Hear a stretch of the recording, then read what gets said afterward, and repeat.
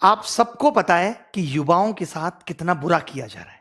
वो अपनी मन की भड़ास कहां निकाले, उन सबकी मन की भड़ास मैं निकालूंगा आज अगर हम ये सोच रहे हैं कि जो एनटीपीसी आरआरबी के एग्जाम में 2.5 करोड़ बच्चों से फॉर्म भरवा के 500 रुपए फीस वसूल के बोलते हैं कि 400 रुपए बाद में वापस करेंगे, कितना बढ़िया धंधा चल रहा है, कमाल का तरीका है साहब का रेवेन्यू वसूलने का, और सरकार का इस पे कोई ध्यान नहीं है। आज 1.5 से 2 साल होने वाले हैं एनटीपीसी और आरआरबी में।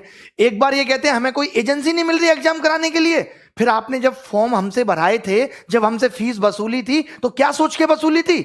लेकिन हमारे देश की मीडिया इन सबको दिखाने का उसके पास कोई टाइम नहीं है। वो बस एक मुद्दा पकड़ लेंगे, उनको भी पता है सबको मजा आ रहा है, यही दिखाओ यही दिखाओ, चिल्ला रहे हैं बुरी तरीके से।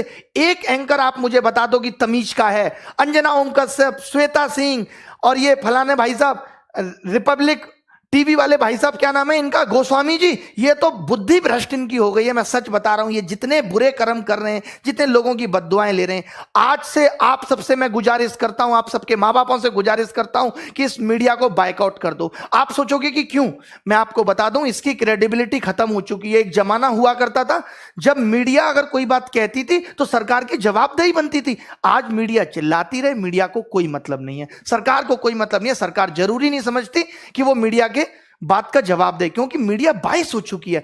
मीडिया को न्यूट्रल होना चाहिए। आज देश के अंदर कोई पॉलिसी आती है तो मीडिया जनता से जाके सवाल पूछती है, जबकि उसको सरकार से पूछना चाहिए कि आप ये पॉलिसी लेके आए हो, इसको कैसे एग्जीक्यूट करोगे, कैसे लोगों तक फायदा पहुंचाओगे। वो जनता से सवाल कर रहे हैं उल्टा।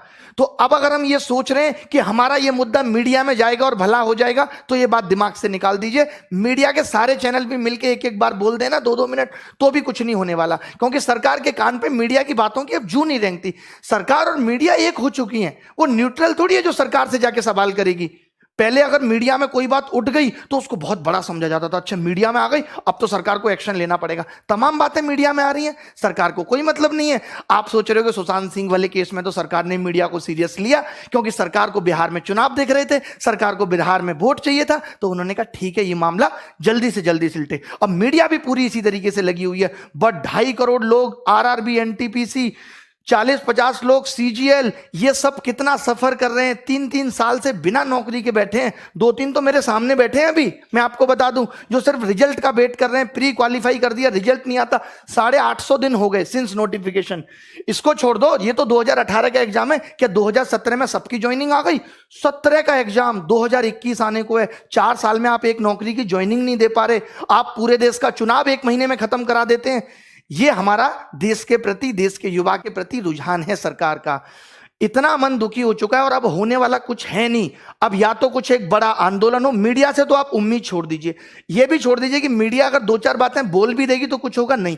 मीडिया के साथ तो हमें यह करना है, बॉयकॉट मीडिया।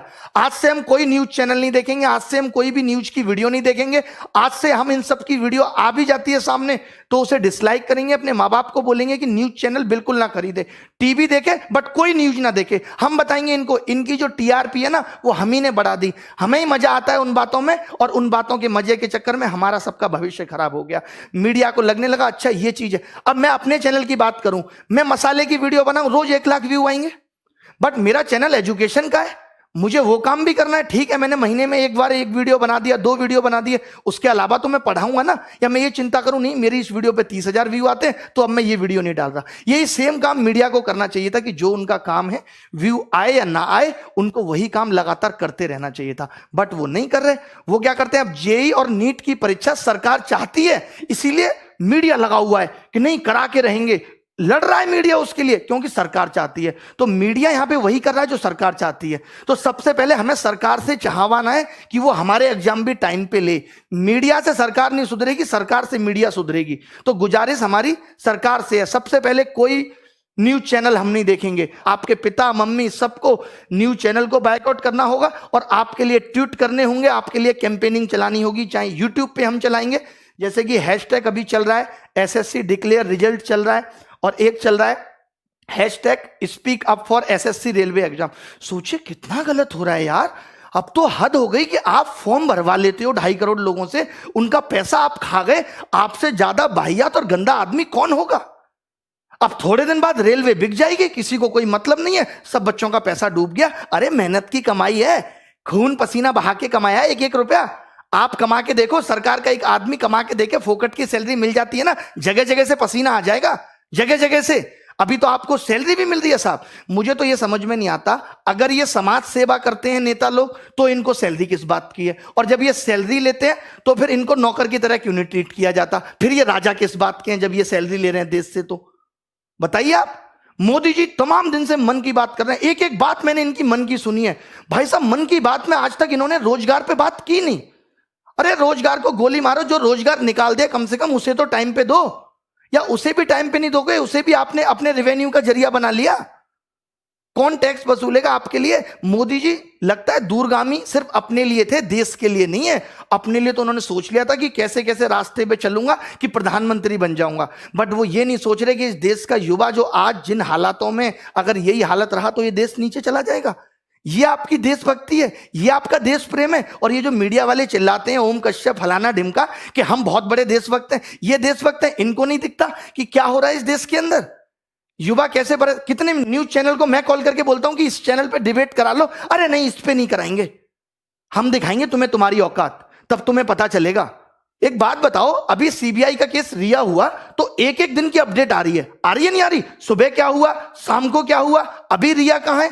जब ये 2017 वाला केस सीजीएल का सीबीआई में गया था तब तुम मीडिया वाले मर गए थे, तब तुम नहीं दिखा सकते थे। आज ये 2 बंदे पकड़े गए, इन्होंने नकल कराई थी, तुमने एक बार भी दिखाया वो केस, और केस डंप हो गया। जब मीडिया उस केस को दिखाएगी नहीं तो केस तो डंप हो ही जाएगा, तब आप नहीं बोले बीच में। और शिक्षा में भी माफिया बैठे हैं, इनको भी कोई मतलब नहीं पड़ता, सबको लगता है अपना पैसा कमा के बैठे। अरे क्या बच्चों के बारे में सोचना, अरे हमने नहीं कमाया पैसा, क्यों नहीं सोचेंगे? तुम्हारे घर की दाल रोटी बढ़िया चल रही है तो चलाते रहो। कम से कम जिन बच्चों से आपने पैसा कमाया, जिन बच्चों की वजह से आप अरबपति बने बैठे हो, उनके बारे में तो सोचो, नहीं तो एक दिन खत्म हो जाओगे। मैं बड़े बड़े चैनल वालों से भी कहता हूं, सिर्फ यूट्यूब चैनल की बात कर रहा हूं मैं, आज सारे यूट्यूब चैनल को कसम है कि इन सब चीजों पर वीडियो बनाए, और ये बच्चों को भी कसम है कि वो इन वीडियो को वायरल करेंगे, चाहे वो किसी भी चैनल की वीडियो हो। एक वीडियो तो ट्रेंडिंग 1 जानी ही चाहिए। आज देखिए न्यू एजुकेशन पॉलिसी आई, सीईटी आया, एक न्यूज चैनल वाले ने तमीज से डिस्कशन नहीं किया, तमीज से सरकार का इंटरव्यू नहीं लिया जितेंद्र सिंह का कि आप बताओ इसको कैसे लागू करोगे। यार आप तो सिर्फ अंधकार में रख रहे हो। आपको लगता है हल्ला हो रहा है, चलो सीईटी फेंक दो, हल्ला हो रहा है, चलो ये फेंक दो, हल्ला हो रहा है, राम मंदिर घोषित कर दिया। सीईटी पे आपने कोई सवाल सरकार से नहीं पूछा। अरे देश में अगर कुछ हो रहा है, कोई योजना आ रही है, कोई नई चीज आ रही है, तो ये मीडिया की जिम्मेदारी है कि वो सरकार से जवाब मांगे और पूछे। यही काम मीडिया का होता था और वैल्यू भी होती थी मीडिया की। आज कोई वैल्यू नहीं है। मैं जरूरी नहीं समझता कि हमें न्यूज चैनल पे अपना मुद्दा लेके आना है, क्योंकि इनकी औकात नहीं रही है, बिल्कुल ही जीरो कौड़ी के लोग हो चुके हैं। सीधा सीधी सी बात है, पहुंचा देना इन तक भी ये वीडियो ताकि सुधर जाएं, नहीं तो बुढ़ापे में कोई पानी देने वाला पैदा नहीं होगा इनको, जो ये कर्म कर रहे हैं, जो लोगों की बद्दुआएं ये ले रहे हैं। जीना दुश्वार कर दिया यार आपने। मैं अपनी जगह रख के जब ये देखता हूं कि एक बच्चा जिसने 3 साल से तैयारी की और सिलेक्शन नहीं हो तो उस पर क्या बीतती है। जैसे बच्चों से कहते हो एफर्ट लगाओ, एफर्ट लगाओ, 3-3 साल बच्चा तैयारी करता है, 10-10 हजार 20-20 हजार रुपए यहां फीस भरता है। आपको पता है कैसे गुजारा करता है? एक इस आस में माँ बाप सोचते हैं चलो हमारे बच्चे की नौकरी लग जाएगी। आपको नहीं पता कि शिक्षा का इस तरफ बढ़ना चाहिए था। चलिए माँ बाप किसी का पढ़ा लिखा नहीं है, कम से कम बच्चा तो सिलेक्ट होकर घर की जिंदगी को बदले। आप वैकेंसी कम निकाल रहे हो, हमने ये भी एक्सेप्ट कर लिया, बट अब आप जो निकाल रहे हो उसको भी टाइम पे नहीं दे रहे। एक तो मैं कम लोगों को खाना खिलाऊंगा, जितनों को खिलाऊंगा उनको भी टाइम पे नहीं दूंगा जब तक भूखे ना मर जाए। ये कौन सी बात हुई? ये सब निकला था इन्होंने आरआरबी के एग्जाम में, बस सिर्फ और सिर्फ नोटिफिकेशन डालते रहे। 2.5 करोड़ बच्चों ने फॉर्म भरा, जैसा मैंने आज सर्च किया गूगल में मुझे पता चला, और इन्होंने 500 रुपए फीस ली। बोले 400 वापस कर देंगे। अबे उधार ले रहे हो बच्चों से, शर्म नहीं आती तुम्हें? सरकार से मांगो ना कि 400 ले रहे हैं तुमसे वापस कर देंगे। बताओ, मुझे दोगे तुम 500 रुपए उधार, मैं भी दे दूंगा 6 महीने बाद। मजाक बना के रख दिया है। एसएससी के लिए बोलना है, एसएससी, रेलवे, एनटीपीसी, हमें ये इंतजार नहीं करना। ये अभी पता है क्या करेंगे? सीईटी का एक और नोटिफिकेशन डाल देंगे। अब तो ठीक कर रहे। अरे या तो आज से ठीक करो, या जब तक तुम्हारा ये सीईटी नहीं आता तब तक सारी चीजें ठीक करो। मेरी सब यूट्यूबर्स से गुजारिश है, जितने भी लोग हैं जिनके चाहे 1 लाख सब्सक्राइबर हैं, 2 लाख, सब इन टॉपिक्स पे वीडियो बनाओ। 5 दिन तक मेरी गुजारिश है, बच्चों से भी, सिर्फ आप सब कुछ छोड़ दो। एक बार तो लगना पड़ेगा, सब कुछ त्यागना पड़ेगा, कुछ पाना है तो कुछ खोना पड़ेगा।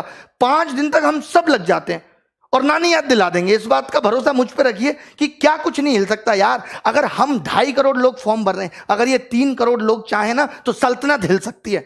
मोदी जी गलत नहीं बोल रहे, कुछ बिल्कुल सही बोल रहे हैं। आप एनालिसिस करा लो, आपके पास तो इतने बड़े बड़े एनालिस्ट भरे पड़े हैं, बहुत बड़े बड़े टॉप लेवल के शिक्षाविद हैं आपके पास, वो सब बता देंगे।